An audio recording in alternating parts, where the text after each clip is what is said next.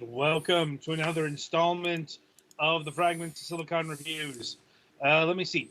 3 reviews up this week and 1 impressions video. This is the impressions video because the first game we are featuring here, Hidden Deep, is currently in the deep bowels of Steam Early Access. And given what I've seen on the Steam page, it's very much in content creation mode, adding features, all the stuff that,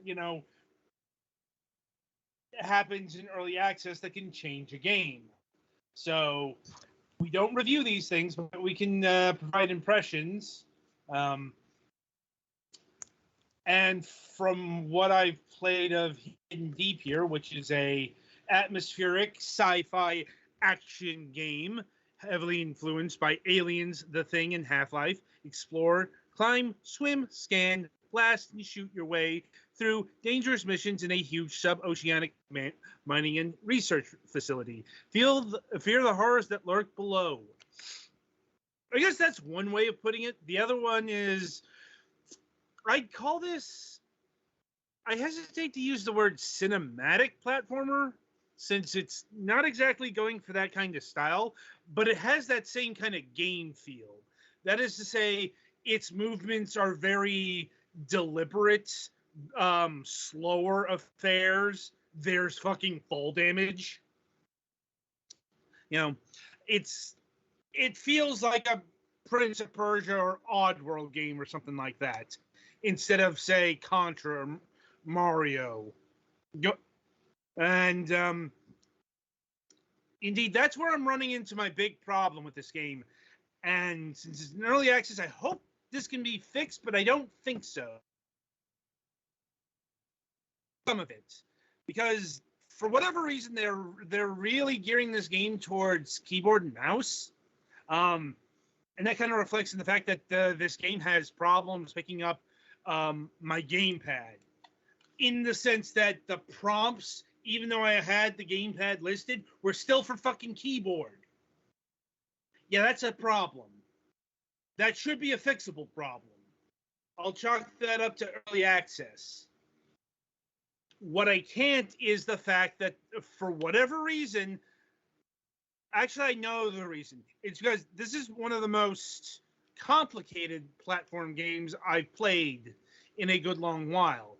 Like, it's doing a lot of stuff for a platform game, because it's not just jump to the ledge or shooty bang bang. No, you've got to explore the area, and you also will eventually get a team of people. So you got to do things like, in order to go down into the strata, you've got to first scan the cave floor in order to find a hollow opening, and then you've got to lay down a explosive device, and those are both individual objects, which get individual selections on the D-pad. Yeah, this game is doing so much, they had to map specific functions to the D-pad. Like, it's an FPS game on the Xbox 360 or something. And if you don't know that's not why, super uncommon. yeah, but here's why that's a problem. They map the fucking movement to the left analog stick. This is a 2D platformer. Yeah, you usually want to be able to use the D-pad for that sometimes. And yeah, this is a game where I want to use the fucking D-pad, because an analog stick does not provide me the precision in a 2D platformer in order to make my moves.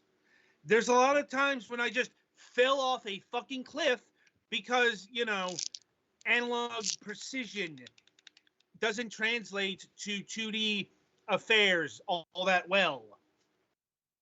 Like, and that's kind of why I said this is geared towards the keyboard and mouse, because that's the thing you can get just with a keyboard. You'll get that. Unless you have analog movement that matters. Mm-hmm.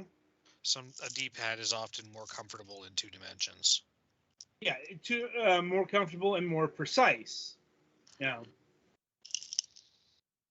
and other things like the aiming is done with the right analog stick, and just weird placements of things like the crawl button being like one of the like the R3 and L3 button, holding down the analog stick. That doesn't sound like the. If you're using the stick already, why not just make click the stick and be the crawl button? That's what I mean. Yeah. Oh, okay. Yeah, and like your main tool is going to be your grappling hook, which is a bit of a elaborate setup. You got to hit the down on the D-pad to set it up. Make sure you get the grappling hook right. Then you can go down. Like it's all mostly well implemented. It's more their choice of inputs on a controller. And once again, this is a 2D platformer. It's the kind of game that people are going to want to play with a controller. Like, I'm not saying anything is wrong with the keyboard and mouse, but I just can't ignore the, quite frankly, the subpar state. It's not even the analog stick thing. That's a deliberate choice that they made. I think it's the wrong one, but they said we're going to do a lot in this game. We're going to do so much that we're going to need we're going to need to use all the fucking buttons, all the inputs we can. That's what this game is doing. And these guys aren't Metroid Prime. Yeah, so they had to do that. It's more the prompts are still for the fucking keyboard. Like I can concede that there might be a manual way to switch that, but there shouldn't be. It's like if I switch to the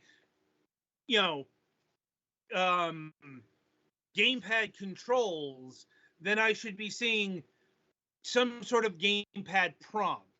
This is not, we're not in the fucking mid-2000s or anything like that. This is well-worn technology, especially on an Xbox. Do not make me try to remember what I mapped Alt to when I'm trying not to be kill. Right. I don't think controller mappability is in there yet. Once again, that's a thing that could be added to this. So I played this for about an hour and a half. And yeah, honestly, the analog stick thing is kind of what dissuades me from playing more of it. Didn't really get to the team building, which is fine because, only have the one copy. So, and it's also co-op isn't fully implemented in this game. Right now, it's got remote play co-op, but they are promising full-on online co-op. And it's got local.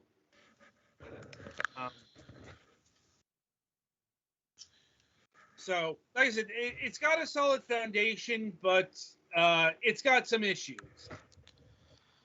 Hopefully, those can be ironed out as it goes along with its early access journey. And in terms of pricing, once again, this is early access pricing, so it may change with the progression of content and indeed the change over to 1.0. But Hidden Deep will run you $24.99. If you're into the style of game, I'd say, yeah, go for it. Probably better to, if you can, you and a friend or two can go in on it since it's very co-op focused, apparently. It does have a supporter pack, which has an exclusive rifle skin, an exclusive spray can to leave decals in the game, a digital comic, and an optional VHS camera filter. Don't think that's worth $8. Now What, I'm you gonna don't like playing your pixel games as if they've been recorded by a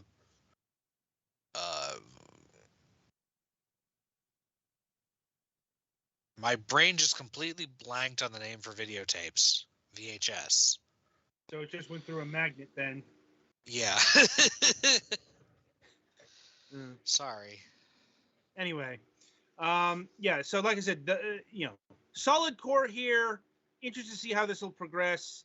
That being said, I'm probably not going to return to this game because just that whole controlling this with an analog stick is, and this game is complicated enough where I'm like not really in the mood to do keyboard and mouse.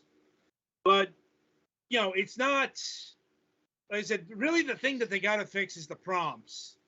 Does the D-pad, does the analog movement at least have analog speeds? No.